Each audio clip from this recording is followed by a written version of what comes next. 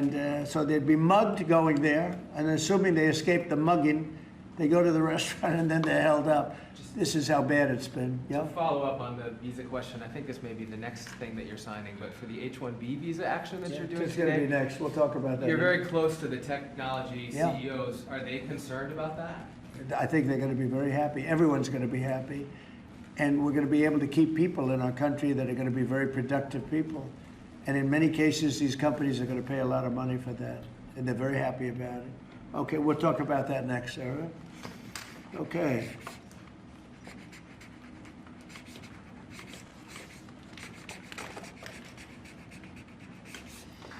My friend, why don't you keep that, okay? Thank you. Done such a good job. Okay. It's phase one. John, are you happy? Sure.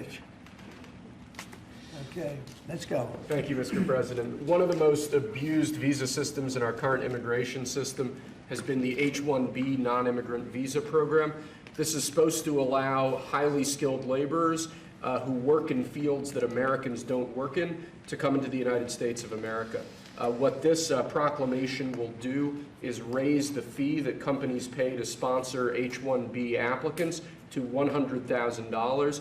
This will ensure that the people they're bringing in are actually very highly skilled and that they're not replaceable by American workers. So it'll protect American workers, but ensure that companies have a pathway to hire truly extraordinary people and bring them to the United States to work. We need workers.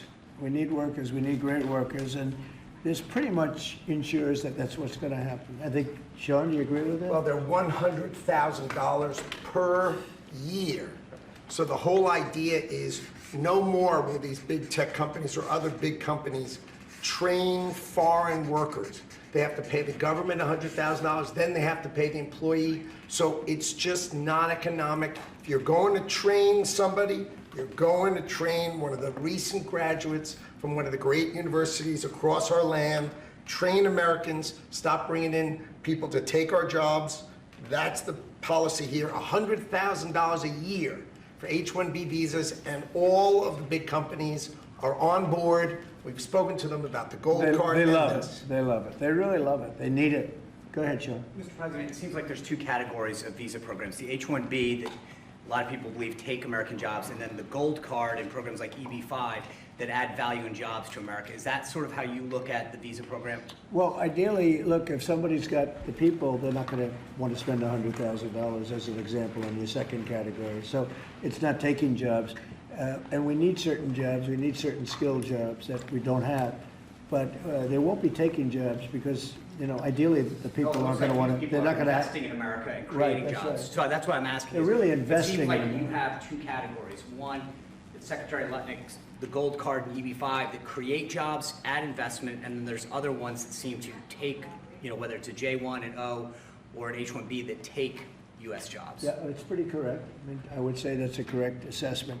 But the main thing is we're going to have great people coming in, and they're going to be paying. I mean, it's wonderful to say, oh, gee, we took in 25 million people that, look, many criminals, jails were open from Venezuela, from many other countries, and they were let out of jail and poured into our country, our poor country, how it suffered with this stupid president that we had and the stupid people that surrounded him right around this desk, these liberal, crazy people that have destroyed, they could have destroyed. If we didn't win this election, our country would have been dead. Our country was dead. Think of it, and I've said this, the king of Saudi Arabia said, your country was dead 1 year. They thought it was dead. This country couldn't have survived another year of those people running it. And now we have the hottest country anywhere in the world. Think of that. And this is going to help. And we're taking in hundreds of billions of dollars. This will be taking in, the gold card will be taking in hundreds of billions of dollars. And companies will be able to keep some people that they need. You know, they need people of expertise, great expertise. And I think it's going to be a fantastic thing. And we're going to take that money and we're going to reduce taxes. We're going to reduce debt. We have a very, very strong country. Assuming everything works out great with the lawsuit that we have a lawsuit that's inspired by foreign countries that ripped us off for 25 years. But assuming we win that, we hopefully win it. It's in the Supreme Court of the United States. We have a country that no stopping us. We're rich, we'll be rich. We can take care of poor people. We can take care of our military. We can take care of everything. We can take care of beyond the country. We can help take care of the world. That we don't, it'll just be the same struggle that we've had for years where other countries charged us tariffs and they ripped us off. Our country has been ripped off more than any country in the history of the world. And now we're doing what we have to do. We're taking in billions and billions of dollars at levels that nobody has ever seen, trillions of dollars. And we're using it to reduce debt. We're using it to reduce taxes. The great big beautiful bill is a big tax reduction. It's being paid for by the tariffs, and people are paying a lot less money in taxes. They're being, think of it, no tax on tips, no tax on Social Security, no tax on overtime. It's an unbelievable phenomenon. It really is. It's the golden age. We're making it the golden age. Without the tariffs, it would be impossible. And China, for years, charged us tariffs, and they continue to do it, and so do other countries. Most countries, they charge us. They were ripping. Look, the European Union, as you know, I get along very well with them, but they ripped us off so badly. Nobody's ever seen anything. Now, the European Union is paying us $950 billion, and they're paying us $750 billion to buy our energy, and they're okay with it. They signed the agreement. You know, it's not like anybody forced them to do it. They're okay with us. Tariffs are making our country very rich again, and we'll be able to take care of our debt. We'll be able to take care of our taxes, lower taxes. We'll be able to take care of Medicare, Medicaid, Social Security. We're going to be a rich country again. Without tariffs, we'd be in very big trouble. They still want Europe to pay 100% tariffs on China? Excuse me. H-1Bs are sometimes used by people already in the country legally on other visas or student visas. Does this apply to them or to renewals, or does it only apply to people applying for the first time from abroad?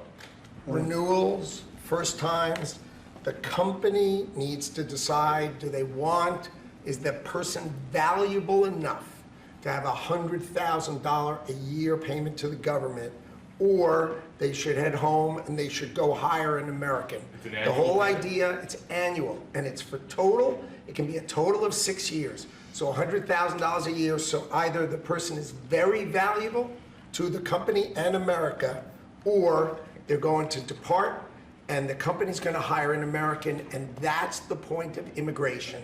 Hire Americans and make sure the people coming in are the top people. Stop the nonsense of letting people just come into this country on these visas that were given away for free. President is crystal clear, valuable people only for America. Stop the nonsense. And, And remember, the country, That's just the fee, right? Yeah. Fee to America. the country would rather not have to pay $100,000, but and they'd rather, how do you do that? You hire Americans. So there's an incentive to hire American.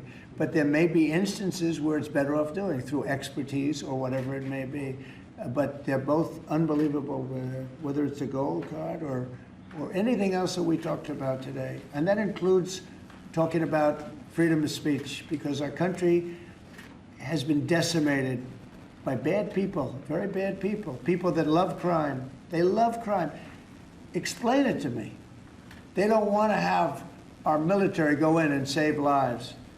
But when you go and ask the people, do you mind having the National Guard come in if it meant safety? They look at the question like, what's wrong? What kind of a stupid question is that? Of course they do. We're going to have a safe country again. We're not going to have people shot, 11 people shot. Think of it. In Chicago, over a period of 6 or 7 weeks, 55 people were murdered. And then you have a governor saying how wonderful it is. It's not wonderful. It's very unsafe. There's not a place in the world. You go outside, you go to Afghanistan, you go to different places all over the world that you hear about. It's 20% of what's happening in places like Chicago. And you think of them as unsafe. Mexico City, it's a tough place, dangerous place. The crime rate is lower. Think of it. What's happening to our country? We're not going to let it happen. And I think I got elected largely for that reason. So we're going to have a safe country again. We're going to have a great country again. We're doing unbelievably. We have the highest stock market in history. We have the most investment we've ever had, ever, as a country coming in. And we're very simple. You know, they said, how'd you get elected? I got elected because I'm going to make America great again. That's what we're doing. We're making America great again. Thank you very much.